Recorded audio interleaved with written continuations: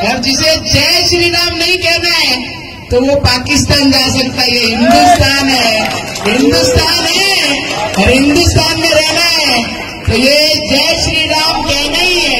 Hello hello చెప్పండి sir. నమస్తే sir.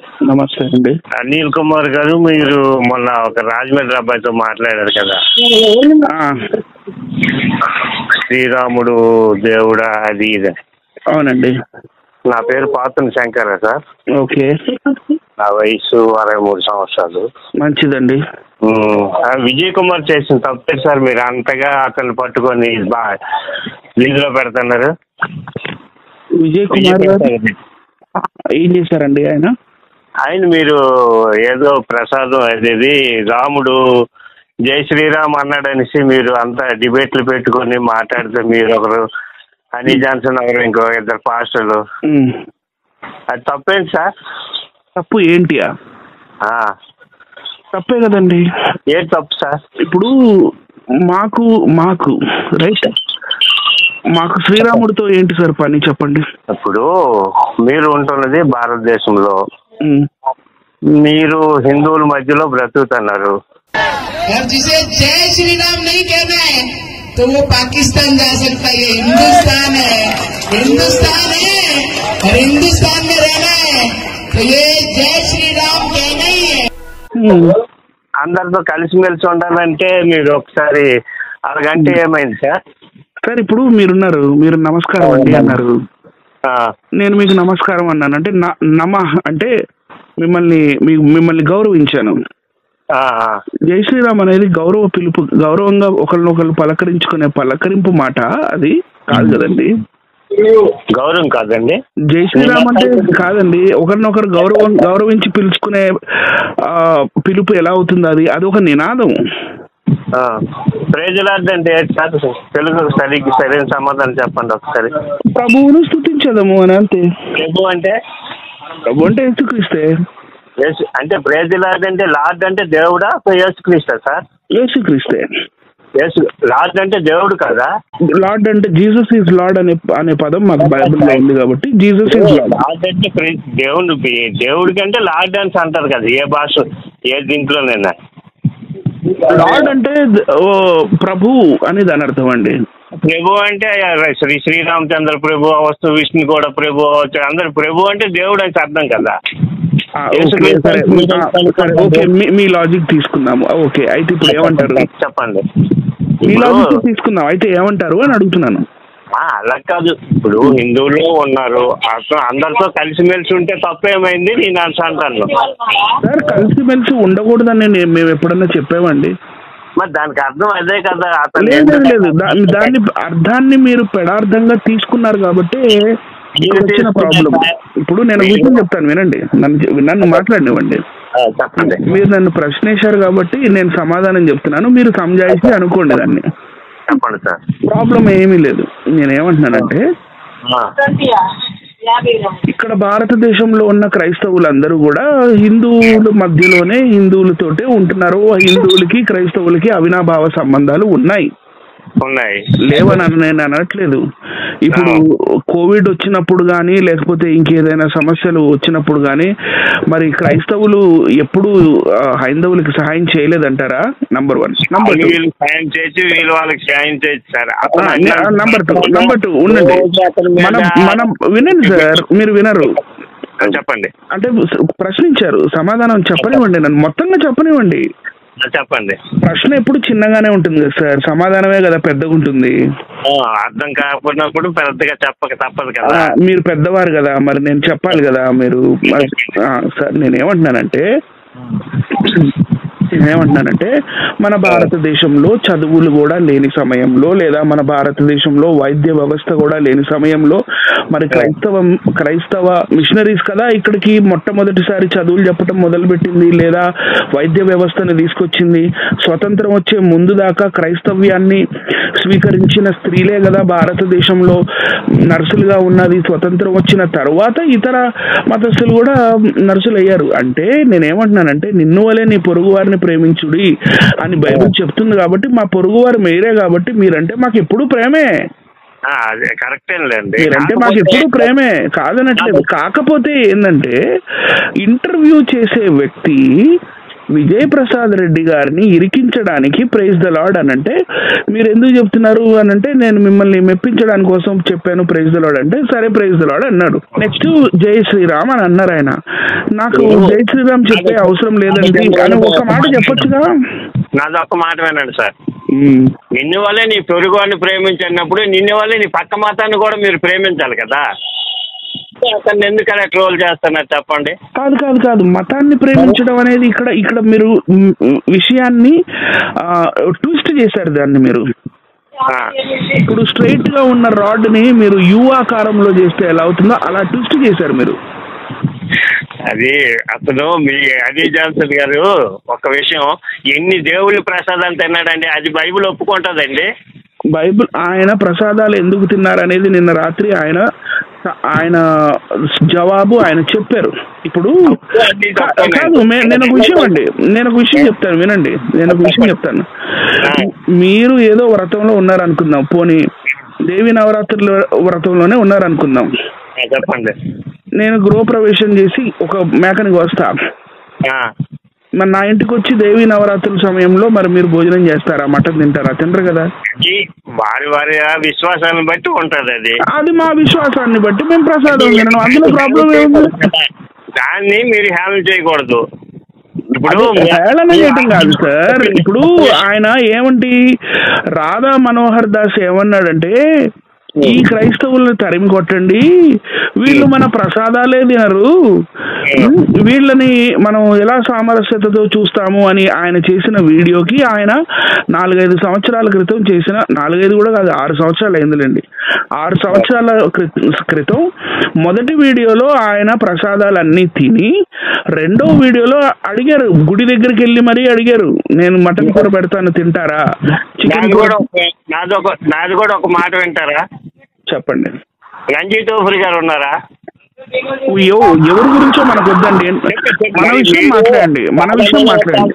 అన్నారు కదా మీరు రాధా మనోహర్ దాస్ గురించి అన్నారు.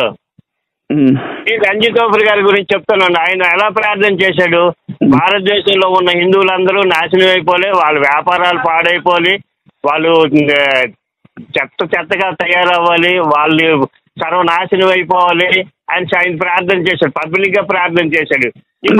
నాకు తెలియదండి ఆ విషయం. ఏమండి నేను విషయం చెప్తున్నాను. చెప్పండి. రంజిత్ ఓఫిర్ గారు అలా ప్రార్థన చేశారు అన్న విషయం నాకు తెలియదు. ఒకవేళ వినండి ఒకవేళ ఈ విధంగా ఎవరైనా ప్రార్థన చేసినా కూడా అది తప్పే. నేను వారిని ఖండిస్తా, అలా ప్రార్థన చేసిన వాళ్ళని. ఎప్పుడైనా పక్కవారి మన తోటి ఉన్నవారి బాగోగులనే మనం కోరుకోవాలి కానీ ఇలా ఒకళ్ళు నాశనం అయిపోతారు అని అనుకోవటం అది కుయుక్తి లేదా అది అవివేకత సార్. ఇప్పుడు నేను ఆశ్రమ్ స్కూల్లో చదివాను సార్. అవునప్పుడు మరి అందరినీ పూజించాం, ప్రేమించాము, అన్ని చేసేవాళ్ళం. అక్కడ అమ్మగారు అంటే మీరు నన్స్ అంటారేమో కానీ మేము అమ్మగారు అనే పిలిచేవాళ్ళం. అప్పుడేమించి మాలా మాదిక అనే క్యాస్ట్ ని దాన్ని చేరదీసి వాళ్ళందరినీ క్రిస్టియన్స్ గా మార్చారు, బాగానే ఉంది. అప్పుడు చేరదీశారు, బాగానే ఉంది. అప్పుడు కూడా వాళ్ళు విద్వేషాలనే నింపేవారు.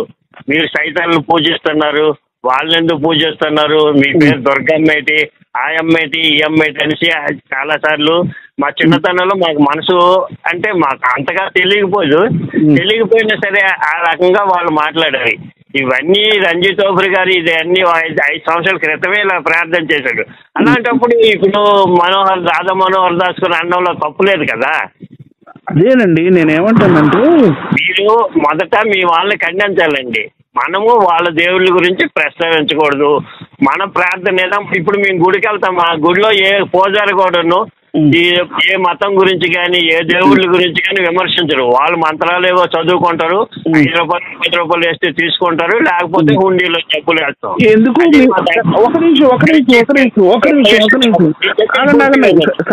సార్ గారు మీరు చెప్పేది బాగా చాలా చక్కగా టకాటగా చెప్పుకుంటూ వెళ్తున్నారు. చిన్న జిఆర్ గారు చేసింది ఏంటి? చిన్న జిఆర్ గారు ఏం చేస్తారు మీకు తెలుసా? యేసుక్రీస్తు రక్తాన్ని వినండి సార్, యేసుక్రీస్తు రక్తాన్ని ఈ మధ్య ప్రారంభించారు, మా హిందువులంతా ఈ మధ్య ప్రారంభించారు. మీరు ఎప్పటి నుంచో ప్రారంభించారు, నాది 63 సంవత్సరాలు, అప్పటి నుంచి వింటాను. కాదండి, ఇప్పుడు మీరు నిరాధారమైన మాటలు మాట్లాడుతూ ఎప్పటి నుండో సరే రంజిత్ ఓబ్రి గారు వీడియోలో ఒకసారి చూడండి. అది తప్పని నేను చెప్పేస్తున్నా కదా. రంజిత్ ఓబ్రి గారు ఒకవేళ అలా ప్రార్థన చేస్తుంటే అది తప్పు, దాన్ని నేనే ఖండిస్తాను. కానీ క్రైస్తవుల్ని కొట్టండి, క్రైస్తవుల్ని ఇబ్బంది పెట్టండి, లేదా చర్చిలు కూలగొట్టండి, మరియు బైబిల్ని కాల్చివేయండి, యేసుక్రీస్తుని మరియమ్మని బూతులు తిట్టండి అని చెప్పి ప్రోత్సహిస్తారు. ఇప్పుడు క్రైస్తవులు ఎవరు తిట్టారు సార్? బూతులు ఎవరైనా తిట్టారా? ఎవరో ఒకరు ఉండొచ్చు సార్, దానికోసం ఎవరో ఒకళ్ళేంటి సార్? కరుణాకర్ అనేవాడు వినండి సార్, కరుణాకర్ అనేవాడు శ్రీలక్ష్మి అనే ఆమెను ఎదురు కూర్చోబెట్టి ఏకైకలు పక్కపక్కలు చేస్తూ బైబిల్లో ఉన్న విషయాల్ని వక్రీకరిస్తూ బైబిల్లో ఉన్న విషయాల్ని కథలుగా సొంత మసాలా కలుపుతూ ఇవన్నీ మరి బైబిల్ క్లాసులు పెట్టడానికి ఆయనకి బైబిల్ మీద ఏం స్కాలర్షిప్ ఉందని, ఆయన ఏం తర్బీదు పొందాడని ఏమీ లేదు. మరి ఇంకా చాలా మంది ఉన్నారు. ఈ రాధా మనోహర్ దాస్ అనే ఒకతను ఉన్నాడు, ఆయన సన్యాసి కదండి. సన్యాసి అని అన్నప్పుడు సర్వ సంఘ పరిత్యాగకులు కదండి, సర్వసంఘాన్ని వదిలేసిన. మరి సర్వసంఘ పరిత్యాగకులైన ఈయన మరి బొకడా బైబుల్ అని చెప్పి, లేకపోతే బొక్కలో బైబుల్ అని, ఇంకో మాట ఏమంటాడంటే నల్లట పుస్తకం అని, లేదా లుచ్చా బైబుల్ అని చెప్పి బొకడా బైబిల్ పబ్లిక్ లో చెప్తా. బొకడా బైబిల్ దమ్ముంటే ఏదన్నా వాదించు, డిబేట్ రా, మాట్లాడు. మనం ఏదో చేసినట్టు బొకడా బైబిల్ క్రైస్తవ బొక్క, లారీ వెనకాల మేరీ అది ఇది అని చెప్పి ఇలాంటి మాటలు మాట్లాడమని మీ హైందవ గ్రంథాల్లో ఎక్కడుంది?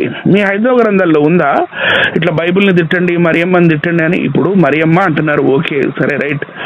మరి మన నేల తల్లిని కూడా మీరు భారత్ మాత అంటున్నారుగా. అంటే ఒక తల్లికి ఇవ్వాల్సిన విలువ కూడా ఇవ్వని, విలువలు లేని గ్రంథాలు అంటారా మీవి? గ్రంథాల్లో పూర్తిగా విలువలు ఉన్నాయి సార్. ఏం విలువలు ఉన్నాయి సార్? మీరు ఒకసారి పరిశీలించండి. ఏం విలువలు ఉన్నాయి సార్ చెప్పండి నాకు. నేను విషయం చెప్తాను సార్ సింపుల్ గా. వినండి సార్, అవన్నీ కాదు, అవన్నీ ప్రతి గ్రంథాల్లో ఉంటాయి. కానీ నేనేమన్నానంటే సింపుల్ సార్, దొంగిలించకూడదు, అబద్ధం ఆడకూడదు, వ్యభిచారం చేయకూడదు అని డైరెక్ట్ గా ఏ దేవుడైనా చెప్పినట్టుగా ఏదైనా గ్రంథంలో మీరు చూపించగలరా? గ్రంథాలన్నీ ప్రజలు రాసినవే సార్, మీరు చూపించగలరా? అన్ని గ్రంథాలన్నీ ప్రజలు రాసినవే, దేవుళ్ళు వచ్చి రాయలేదు, దేవుళ్ళు వచ్చి చెప్పలేదు. అంటే అవన్నీ కల్పితాలని మీరే చెప్తున్నారుగా. అవును, గ్రంథాలు కల్పితమైనప్పుడు కాదండి, గ్రంథాలు కల్పితమైనప్పుడు మరి ఆ హస్తకృతములైన విగ్రహములు కూడా కల్పితములు ఎందుకు కాకూడదు అనే ప్రశ్న మీకు రావట్లేదా? మరి ఆ విగ్రహాలను ఇప్పుడు మన దేశంలో ప్రతి క్రిస్టియన్ ప్రూవ్ చేస్తున్నాడు కదా. ఏ విగ్రహాలు సార్? మీరు రోమన్ క్యాథలిక్ మిషన్ ని తీసుకొచ్చి నా దగ్గర మాట్లాడితే నేనేం మాట్లాడేది? ఇప్పుడు మీలో మీకే మరి ఇప్పుడు యేసు తల్లినే మీరు పూజించొద్దు అని చెప్తారు. మీకు ఎవరిని ఏం ప్రశ్నించాలో కూడా అర్థం కాకపోతే నన్ను ఏం చేయమంటారు? వినండి సార్ గారు, వాళ్ళు రోమన్ క్యాథలిక్స్, మేము క్రిస్టియన్స్. మీరు రోమన్ క్యాథలిక్స్ క్వశ్చన్లు తీసుకొచ్చి మమ్మల్ని క్రిస్టియన్లను అడిగితే మేమేం సమాధానం చెప్తాం? ఇప్పుడు మీకు వైష్ణవ సాంప్రదాయం ఉందండి, వైష్ణవ సాంప్రదాయం గురించి నేను వెళ్ళి శాక్తేయులను అడిగితే వాళ్ళేం సమాధానం చెప్తారు? శాక్తేయుల గురించి శైవులను అడిగితే వాళ్ళేం సమాధానాలు చెప్తారు? చెప్పాలి సార్. కాదండి, ఇప్పుడు మీ వైదిక బ్రాహ్మణులు ఉన్నారు, వినండి సార్, మీ వైదిక బ్రాహ్మణులు ఉన్నారు, వైదిక బ్రాహ్మణుల్ని రాముడు గురించి కృష్ణుడి గురించి చెప్పండి అంటే వాళ్ళేం చెప్తారు? పాపం వేదాల్లో రాముడు కృష్ణుడు లేరుగా. ఇప్పుడు చెప్తారు, ఎవరిని అడిగినా చెప్తారు. ఇప్పుడు వేదాల్లో హలో చెప్పండి సార్, వేదాల్లో రాముడు కృష్ణుడు లేడు కదండి. కాబట్టి నేనేం చెప్తున్నానంటే, నేను మీకు వినండి, నేను మీకు సమాధానం చెప్తా, కానీ మీరు అర్థం చేసుకోగలగాలి కదా సార్. నాది ఒక చిన్న డౌట్ సార్. సార్ చెప్పండి సార్. ఇప్పుడు జలప్రలయం వచ్చింది కదా సార్, నవోహ జలప్రలయం. అప్పుడు ఉత్తమమైన ఫ్యామిలీనే ఉంచారు కదా భూమి మీద. అవునండి. సర్వ సృష్టిని నాశనం చేసి. అవునండి. అది ఎందుకు చేశారు ఒకసారి నాకు చెప్పగలరా? అది మత్స్య పురాణంలో వైవస్వత మనువు ఒక మత్స్యాన్ని దోసిట్లోకి తీసుకుంటే ఆ మత్స్యం సాయంత్రం కల్లా మహామత్స్యం అయిపోతే శ్రీ మహావిష్ణువు ఆ మత్స్యంలోకి దూరి వైవస్వత మనువుకి చెప్తాడు, నేటికి 7 రోజుల తర్వాత నేను ఒక పడవని తీసుకొస్తాను, నువ్వు రెడీగా ఉండు, జలప్రలయం వచ్చింది, నువ్వు ఒక్కడవే ఉంటావు ఈ భూమి మీద, తర్వాత ఇంకెవరు ఉండరు అని. సో ఈ నావని తేటమే శ్రీ మహావిష్ణువు 7 సప్తఋషులు ఎవరైతే ఉన్నారో లేదా 7 ప్రజాపతులు ఎవరైతే ఉన్నారో వాళ్ళతో పాటు వైవస్వత మనువుని కూడా కూర్చోబెట్టుకుంటాడండి. అక్కడ కూడా జలప్రలయం వచ్చింది, కానీ ఆ పడవలో ఒక్కళ్ళు కూడా ఆడోళ్ళు లేరు సార్. మరి ఒక్కళ్ళు కూడా ఆడోళ్ళు లేనప్పుడు ప్రపంచం మొత్తం మునిగిపోయినప్పుడు ఆ పడవెళ్ళి మత్స్య పురాణంలోది హిమాలయాలకి గుద్దుకుంది కదా, మరి వీళ్ళు ఎవరితో సంభోగం చేస్తే ఎట్ట పుట్టారు ఈ జనాలందరూ అనేది నాకు ఈ డౌట్ ఉందండి. ఈ సమాధానం చెప్తే నేను జలప్రలయం గురించి చెప్తాను సార్. మరి మీరు నమ్ముతున్నారా మా గ్రంథాలని? నేను నమ్మకపోవడం అనేది ఇప్పుడు మరి మీరు నమ్ముతున్నారా బైబిల్ గ్రంథాన్ని? మీరు నన్ను ప్రశ్నిస్తున్నారుగా, మీరు నమ్మట్లేదుగా. నమ్ముతున్నామండి, మీరు చెప్తున్నారు కదా. మీరు నమ్మట్లేదు, పైగా ప్రశ్నిస్తున్నారు. కానీ నేను కూడా నమ్మట్లేదు కాబట్టి నేను ప్రశ్నిస్తున్నాను. చెప్పండి సార్, సమాధానం చెప్పండి. తప్పైతే మీది తప్పైనట్టే లెక్క. అది అట్లా కాదు. మీరు సమాధానం చెప్తే నేను పారిపోతానని చెప్పట్లా. నేను 100% మీరు అడిగిన దానికి నేను సమాధానం చెప్తాను. ఇప్పుడు మత్స్య పురాణం గురించి నాకు తెలియదు, నేను ఎందుకంటే నేను పురాణాలు గట్రా చదవలేదు. బైబుల్ గురించి అంటే ఒకసారి నాకు యూట్యూబ్ లో వచ్చింది, దీని గురించి నేను అడుగుతాను. మీరు యూట్యూబ్ లో కాదండి, మీరు యూట్యూబ్ లో ఏం విన్నారో నాకు తెలియదు కదా. అంటే ఇప్పుడు యూట్యూబ్ లో ఒక పాస్టర్ గారి ప్రసంగం విన్నారా, లేకపోతే ఎవరైనా అంటే ఈ రోజుల్లో తయారైన కొంతమంది మతోన్మాదులు చెప్పిన వారి వర్ణనని మీరు ఫాలో అయ్యారా నాకు తెలియదు కదండి. జలప్రలయం అనేసి ఒక కథ చెప్పారు. ఓకే, అది మీ బైబుల్లోంచే ఒక కథ చెప్పేటప్పుడు నలుగురు వాళ్ళ ఫ్యామిలీ ఉత్తమమైన వాళ్ళు ఉన్నారు. ఉత్తమమైన నుంచి మళ్ళీ ఎంతమంది పాపాత్ములు ఎలా పుట్టామా, మరి ఏం చేశారు మీ దేవుడు అనేసి నా డౌట్. ఇప్పుడు సార్ చెప్పండి. దేవుడు ఏదైనా చెప్పినప్పుడు దానికి ఆజ్ఞ అంటారు, రైట్? ఆజ్ఞ నెరవేరలేదు కదా, మరి అందరం మళ్ళీ పాపాత్ములు పుట్టాం కదా. మీరు వినట్లేదు. వింటానండి. ఆజ్ఞ అతిక్రమణ జరిగినప్పుడు ఆజ్ఞాతిక్రమణే పాపం అంటే. ఈ ఆజ్ఞాతిక్రమణ ఒక్కసారి జరిగిన తర్వాత అదొక వైరస్ లాంటిది. ఆ తర్వాత దొంగతనము, మత్సరము, కుయుక్తి, లేకపోతే వ్యభిచారము, లేకపోతే నరహత్య, ఇవన్నీ మెల్లిమెల్లిగా దాని నుంచి అలా ఒకటొకటొకటొకటొకటొకటొకటొకటొ బిల్డప్ అయిపోతాయి. ఇప్పుడు పాపము అంటే ఏంటి అనగానే మర్డర్ చేయటము, పాపము అని చెప్పంగానే లేకపోతే వ్యభిచారం చేయటము, రేప్ చేయటము, లేకపోతే దొంగతనం చేయటము. ఇది కాదు. పాపము అంటే ఆజ్ఞాతిక్రమణ నుంచి మొదలైంది అది. వినండి అదే మీరు వినరు, అందుకని నేను సమాధానం కరెక్ట్ చెప్పను. నేను చెప్పకపోతేనేమో మీకు రాదంటారు. ఇప్పుడు ప్రశ్నించినప్పుడు వినే ఓపిక కూడా ఉండాలి కదా సార్. సర్వశక్తి సంపన్నులు అయ్యేటప్పుడు ఈ సృష్టిని అంతా నాశనం చేసేకంట వాళ్ళందరినీ తన వైపు తిప్పుకోవచ్చు కదా సార్. ఇప్పుడు బైబిల్లో ఒక కాన్సెప్ట్ ఉంటుంది, అది ఏంటంటే దేవుడు మనిషికి ఒక ఫ్రీ విల్ అనేది ఇచ్చాడు, ఫ్రీ కన్సెంట్ అనేది ఇచ్చాడు. ఆ ఫ్రీ విల్ మంచి చెడుకి మధ్యలో ఉంటుంది. నువ్వు మంచిని చూస్ చేసుకుంటావా, చెడుని చూస్ చేసుకుంటావా? అది వినండి, ఆ చాయిస్ దేవుడు మనిషికి ఇచ్చాడండి. బైబిల్ కాన్సెప్ట్ అది. మనం ఎందుకంటే మనం రోబోట్స్ కాదు కదా, మనం కంప్యూటర్స్ కాదు కదా. మనలో ఏదైతే ఫీడింగ్ చేస్తామో అది మాత్రమే చేస్తాం. మనం గ్రైండింగ్ మిషన్ కాదు కదండి. మిక్సీ అది స్విచ్ అయ్యంగానే ఊరికి గర్రని తిరగడానికి దేవుడు మనకి జ్ఞానాన్ని ఇచ్చాడు, లేకపోతే మనకి ఒక మస్తిష్కాన్ని ఇచ్చాడు. అందులో మంచి చెడుని ఆలోచించుకొని ఆ చాయిస్ చేసుకునేది మనకి దేవుడు ఆ ఫ్రీ విల్ అనేది ఇచ్చాడు. ఆ ఫ్రీ విల్ అనేది ఇచ్చినప్పుడు మాక్సిమం జనాలు ఈ అపవాది అంటే చీకటి శక్తి ద్వారా వీళ్ళు పాపంలో పడిపోయి ఉన్నారు. కాబట్టి దేవుడు ఒక కొత్త జనరేషన్ ని తీసుకొని రావాలి అని చెప్పి ఆయన నిర్ణయం తీసుకోవడం జరిగింది. అది దైవ నిర్ణయము. Bible is very much clear about that. తనకి కోపం వస్తే సముద్రాన్ని రెండుగా చీల్చి అందులో ఉన్న సైనికులందరినీ మూసాడు. ఇవన్నీ చేయడానికి శక్తి ఉంది కానీ ప్రజలు మంచిగా మార్చడానికి శక్తి లేదా సార్? లేదు లేదు లేదు, దేవుడు ఎప్పుడు తన రూల్స్ ని బ్రేక్ చేయడు సార్. రూల్స్ ఏంటి సార్? ఇది రూల్స్ ఏంటి? రూల్స్ బ్రేక్ చేయడు సార్. మనిషికి ఫ్రీ విల్ ఇచ్చాడు అన్నప్పుడు ఫ్రీ విల్ ఇచ్చాడు అంతే. ఒక ఇల్లుని పడగొట్టామంటే మళ్ళీ కొత్తగా నిర్మించా, దానికంటే మంచిగా నిర్మించాలి కానీ మళ్ళీ అదే పాపత్తులు మళ్ళీ అదే ఇది ఆ సముద్రం రెండు వేడగొట్టి వాళ్ళు అందులో సముద్రంలో ముంచేకంట ఫరో చక్రవర్తి సైన్యాన్ని వాళ్ళు మంచిగా మార్చొచ్చు కదా. అలా జరగదు సార్. అవన్నీ అవన్నీ పురాణాల్లో, మహాభారతాల్లో, రామాయణాల్లో లేకపోతే అవి అట్లా జరిగినాయి అని మీరు రాసుకోవచ్చు. అలా రాసుకోవచ్చు అంటున్నాను, అలా రాసుకోవచ్చు. కానీ బైబిల్లో అలా జరగదు. ఎందుకంటే దేవుడు మానవుడికి ఒక ఫ్రీ విల్ అనేది ఇచ్చాడు అని నేను క్లియర్ గా చెప్పాను. అది మీకు అర్థం కాదు. నాకు క్లియర్ అర్థమైంది. ఈ సృష్టిని అంతా 6 రోజుల్లో ప్రారంభించి తయారు చేశాడు. 41 రోజు నిద్ర మాది కొండకి రాయడం సార్. 6 రోజులు అంటే 24 గంటలు అనుకుంటున్నారా మీరు? మరి మీకు అట్లా అర్థమైందా? మీకు ఎలా చెప్తాను వినియాలి మేము. ఇప్పుడు యుగ యుగాలకి మారని దేవుడు అంటే యుగ యుగాలకి ఇప్పుడు యుగాలు అంటే మీరు చెప్తారు చూడండి, అదేది కృతయుగము, తర్వాత త్రేతాయుగం, ద్వాపర యుగం, ఆ యుగాలు కాదు ఇవన్నీ. చెప్పట్లేదు కదా సార్, మా బ్రతికేది మేము బ్రతుకుతున్నాము.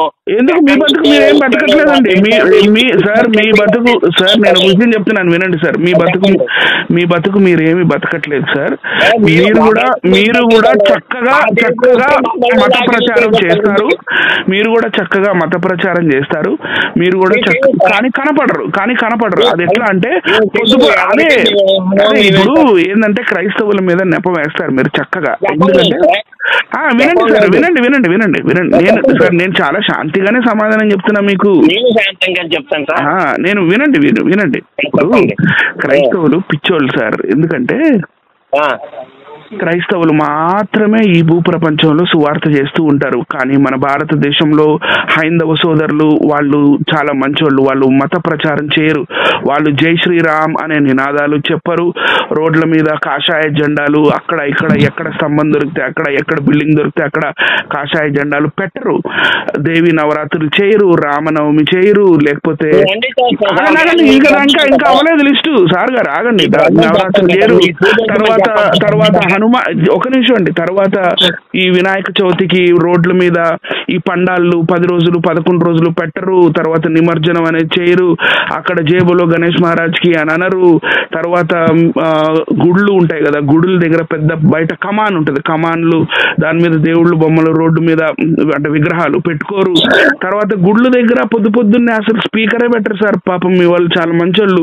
కౌసల్య సుప్రజా రామ పూర్వ సంధ్యా ప్రవర్తతే ఉత్తిష్ట నరశార్దూల కర్తవ్యం దైవమాన్వికం ఉత్తిష్ట గోవింద ఉత్తిష్ట గరుడధ్వజ ఉత్తిష్ట కమలాకాంత త్రైలోక్యం మంగళం కురు అని పెద్దగా స్పీకర్లు పొద్దున్నే 5ంటికే స్పీకర్ పెట్టరు. ఏమి చేయరు సార్. మీరందరూ చాలా మంచోళ్ళు, క్రైస్తవులే పిచ్చోళ్ళు సార్. మీలాగా మా దేవుడికి వచ్చుకోవాలండి. మమ్మల్ని కొలవకపోతే మీరు రాళ్ళైపోతారు, అప్పలైపోతారు, మీకు సర్వనాశనం అయిపోతారని గట్రా మీకు చెప్పించవు సార్ మా పూజారులు ఎవరు? ఎందుకు సార్? అయ్యయ్యో భలే వాళ్ళే పాపం హైందవుల్ని ఎంత మోసం చేస్తారండి. ఇప్పుడు ఒంట్లో బాగాలేదని చెప్పి పూజారి దగ్గర తీసుకెళ్తే అమ్మ మృతిగండం ఉందమ్మా, ఇగో మీ కొడుక్కి మృతిగండం ఉంది, ఇదిగో 3వ సంవత్సరంలో ఒకసారి, 7వ సంవత్సరంలో ఒకసారి, 11వ సంవత్సరంలో ఒకసారి ఇవన్నీ చేపించుకోవాలంటే శాంతి చేపించుకోవాలి అని చెప్పి భయభ్రాంతుల్ని చేసి యజ్ఞాలు యాగాలు చేపించుకొని 40,000 50,000 సంభావనలు దక్షిణలు తీసుకున్న పూజారులు నేను చూడలేదు అనుకుంటున్నారా ఏంటి సార్? చూసాను సార్, ఎందుకు చూడలేదు. కాకపోతే మొన్న వీపీ రెడ్డి గారే ఒక వీడియో పెట్టారు. ఒక ఆమెకి వచ్చి ఇలా ఆమె వచ్చి కళ్ళు కనబడలేదని అంటే ఆయన చేస్తే కళ్ళు వచ్చాయట పాస్టర్. వీపీ రెడ్డి గారే చెప్పారు, చూపించారు కూడా. మొన్న వీడియో చూశాను నేను. మీరు బైబిల్ చదువుతారండి? మీరు అప్పుడప్పుడు చదివండి అండి. ఇప్పుడు అంటే మీ దగ్గర బైబిల్ ఉందా సార్? అయిపోయింది కదా. బైబిల్ ఉందా సార్? లేదు సార్. ఓకే ఓకే, ఉంటే మీకు కొన్ని వచనాలు చూపిస్తే అప్పుడు మీకు అర్థమయ్యేది, కానీ మీరు చూడరు అంటే మీకు తెలియదు కాబట్టి నేను ఎలా చెప్పాలి. ఇప్పుడు సార్, ఇప్పుడు మ్యాథ్స్లో నుంచి మీరు క్వశ్చన్స్ వేశారు రైట్. ఇప్పుడు అంటే ఇది ఇంత ఎత్తుంది ఒక పోల్, మరి ఎంత దూరం నుంచి నిలబడితే ఎంత యాంగిల్లో వస్తుందని మీరు అడుగుతున్నారు. నేను ట్రిగానోమెట్రీలో ఉన్న ఈ క్యాల్కులేషన్స్ ప్రకారంగా నేను ఒక రైట్ యాంగిల్డ్ ట్రయాంగిల్ తీసుకొని దీని హైట్ ఇంత ఉంది, దీని దూరం ఇంత ఉంది, సో ఇలా క్యాల్కులేట్ చేయాలి అది ఇది నేను క్యాల్కులేషన్స్ చెప్తుంటే ఆ క్యాల్కులేషన్స్ మీకు అర్థం కావు. ఎందుకంటే మీరు ఒట్టి క్వశ్చన్ వేసి వదిలేస్తారు, మీకు ఫార్ములాస్ తెలియదు, వాటిని ఎలా అనలైజ్ చేసుకోవాలి మీకు తెలీదు, కాబట్టి మీరు ప్రశ్నిస్తారు, మా సమాధానాలు మీకు అర్థం కావు సార్. అదే వచ్చింది ప్రాబ్లం. మీరు ప్రతి వాళ్ళు అలాగే చెప్తారు సార్, మాది మీకు అర్థం కాదు సార్. సైతాన్ ఇప్పటికీ ఉన్నారంటారా? సైతాన్ ముందే యేసు ముందు, దేవుడి ముందే సార్, మీ యెహోవా ఉంది సార్. భలే ప్రశ్న వేశారండి, భలే ప్రశ్న వేశారు. సైతాన్ అంటే చీకటి శక్తి అని నేను చెప్పాను ఇందాక కూడా. చెప్పండి. చీకటి శక్తి, ఒక డార్క్ ఎనర్జీ రైట్. సో అది ఎప్పుడు ఉంటుంది. ఇప్పుడు దైవం ఉన్నప్పుడు దయ్యం ఉండదా అని మీరు అంటారు. మీరు కూడా అంటారుగా, సృష్టిలో ముందు దైవమే కదా, మరి దైవమే కదా, దైవమే కదా. నేను కాదనట్లేదే. బైబిల్ కూడా ఎక్కడి నుంచి వచ్చారు సార్? సైతాన్ని ఎవరు సృష్టించారు సార్? ఇప్పుడు పడిపోయిన దేవతలు అని చెప్పి, దేవుడి మీద తిరుగుబాటు అని చెప్పి, ఇదంతా ఒక పెద్ద కాన్సెప్ట్. ఇదంతా ఒక కాన్సెప్ట్, ఇదంతా ఒక. ఇప్పుడు నేను విషయం చెప్తాను, ఉండండి. ఇప్పుడు సురులు అసురులు ఉన్నారు, తెలుసండి మీకు? ఐడియా ఉందా? మా గ్రంథాల గురించి మీకు ఎందుకు సార్? మరి మా బైబిల్ గురించి మీకు ఎందుకు సార్? మీరు అనవసరంగా పాప వీపీ రెడ్డి గారిని వీధులు పెట్టిన హంగామా కాదండి, ఆయన బైబిల్లో లేని విషయాలని కూడా బోధించాడు. లేని విషయాలనే అందరితో కలిసిమెలిసి ఉందామని అందరినీ. సార్ మీరు మీ వాళ్ళు మీ హనీ జాన్సన్ గారిని జైలు పెట్టేటప్పుడు మాకు దేశం ఇచ్చేయండి, మాకు రాష్ట్రం ఇచ్చేయండి, మాకు విడగొట్టియండి అనేసి మీరు అన్నారు. అది ఎంతవరకు సభ సార్? నేనా? అంటే మీ క్రిస్టియన్స్ అంతా ఎవరన్నారు సార్? మీరు భలే చెప్తున్నారు సార్. అసలు సార్ బైబిల్ ఒక విషయం చెప్తుంది తెలుసా? మీ ప్రభుత్వానికి, మీ అధికారులకి మీరు ఏమంటారు, లోబడి ఉండండి, వాళ్ళు చెప్పినట్లుగా మీరు వినాలి అని. So we respect the law of the land, we respect it. So అది తప్పు. ఎవరన్నా మాట్లాడితే అది అవివేకంగా మాట్లాడినట్టే. కానీ సార్ నేను 20 సంవత్సరాలు దేశ సేవ చేసినండి సార్. 20 సంవత్సరాలు భారతీయ వాయుసేనలో సార్. భారతీయుడిగా పుట్టినందుకు భారతదేశాన్ని గౌరవించాలి, భారతదేశం చట్టాలను గౌరవించాలి. నేను కూడా గౌరవించకుండా అజ్ఞానంతో ఎవరైనా దేశాన్ని అవమానిస్తే నేను ఎవరికి సపోర్ట్ చేయను. మీరు ఈ విషయంలో అయితే మీరు రాంగ్ నంబర్ డైల్ చేశారు నాకు. లేదు. జై భారత్ అని ఎంతమంది అంటారు చెప్పండి? నేనంటాను జై భారత్, జై హింద్, కనిపించండి ఆ మాట ఒకసారి.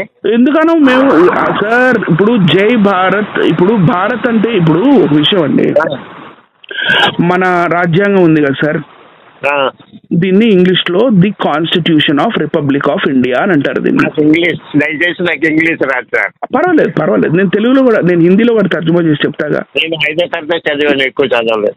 అయ్యో, కానీ చాలా తెలివైన వారండి మీరు. లేదు సార్, లేదు. సో ఇప్పుడు ఒక నిమిషం సార్, వినండి, చిన్న రిక్వెస్ట్ వినండి, నా సమాధానం వినరే? చెప్పండి. ఇప్పుడు కాన్స్టిట్యూషన్ అంటే మన రాజ్యాంగానికి ఇంగ్లీష్ లో పేరేంటంటే the constitution of republic of India.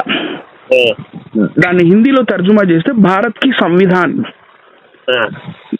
Bharat అనేది మన నేను ఎప్పుడు కూడా వీడియోలో మన భారతదేశం అని చెప్తా. 100% జై భారత్. మన దేశం పేరే భారత్, ఏది రాజ్యాంగం ప్రకారం. కాబట్టి 100% కాదు, 200% జై భారత్. అంతే కదా. ఇది హింద్ రాజ్యం అని మరి చాలా మంది చెప్తారు. కాబట్టి ఎస్, జై హింద్. నేను 100% చెప్తా జై హింద్. ఎలాంటి అందులో సెకండ్ థాట్ లేదు. జై భారత్, జై హింద్. మీలాగా అందరూ అంటే ఈ దేశంలో గొడవలే ఉండవు సార్. దేశాన్ని రక్షించడం, దేశాన్ని గౌరవించడం మన బాధ్యత. అది ఏ మతం వాళ్ళైనా, ఏ కులం వాళ్ళైనా, ఏ ఇదైనా సరే సార్ నేను ఒక విషయం చెప్పనా ఇప్పుడు మనందరం కూడా మతాలు మతాలు మతాలు మతాలు అని అంటున్నాం, కరెక్ట్. ఎందుకంటే మా క్రైస్తవ్యాన్ని వీళ్ళు అంటారా అనే రోషంతో మేము చేస్తున్నాం. ఈ కొంతమంది మతోన్మాద ఛానల్స్ వీళ్ళు ఏంటంటే పాపం డబ్బు మీ మతాన్ని మీరు ఎలా కాపాడాలనుకుంటున్నారు, వాళ్ళ మతాన్ని వాళ్ళు అలా కాపాడుకుంటారు అనుకోవచ్చు కదా. సరే మీ ధర్మరక్షకులు రైట్, మీ ధర్మరక్షకులు ఏంటంటే సరే ఇక మా ధర్మం ఇప్పుడు గవర్నమెంట్ బీజేపీ గవర్నమెంట్ ఉంది, మరి ఉన్న వాళ్ళు మన పొలిటీషియన్స్ అందరూ హిందువులే, పరిపాలించేది హిందువులే, అధికారులు హిందువులే, కానీ హిందూ మతం అంటే డేంజర్ లో ఉందంట. ఈ జోక్ నాకు అర్థం కాదు, ఎప్పటికీ అర్థం కాదులేండి. వినండి. అయితే నేనేమంటున్నానంటే సరే ఈ మతాల మీద ఒకరికొకరికి డిస్కషన్ ఎప్పుడూ ఉంటది. మీకన్నా ముందు ఉంది, మీ తర్వాత ఉంటుంది, నా తర్వాత ఉంటుంది, నా ముని మనవాడు తర్వాత కూడా ఉంటుంది అది. కానీ బయట దేశం వాడు ఎవడైనా మన భారతదేశంకి వెళ్ళి తన్నేశాడా? మనమందరం ఏకం కావా? మన భారతీయులు ఈ రోజు కాదు, మన పూర్వీకులు తాతల నుంచి ఎప్పటి నుంచో సరే వేరే దేశం మీద దండయాత్ర చేయలేదు, దోచుకోలేదు, వాళ్ళని మన దేశంలో కలుపుకోవాలని గట్రా చూడలేదు. ఈ భారతదేశాన్ని క్రిస్టియన్ దేశాలైనా సరే, ముస్లిం దేశాలైనా సరే వాళ్ళు దండెత్తి వాళ్ళని నాశనం చేసి వాళ్ళని రోడ్డున పడేశారు. ఆర్యులు కూడా అదే పని చేశారులేండి, అది వేరే విషయం. కానీ భారతీయులు ఎక్కడ ఏ దేశం వెళ్ళి చేశారు సార్? ఆర్యులు అనేవాళ్ళు కూడా మన భారతదేశానికి వచ్చి ఈ అంటరాని వాళ్ళు అని చెప్పి, లేకపోతే ఏమంటారు వీళ్ళు బ్రాహ్మణ క్షత్రియ వైశ్య శూద్ర అని చెప్పి వర్ణ వ్యవస్థలు కుల వ్యవస్థలు ఇవన్నీ తెచ్చి మన దేశాన్ని వాళ్ళు కూడా నాశనం చేశారులేండి, కాదంటానికి లేదులే. కానీ ఎవరు చేశారు సార్? ఆర్యులా?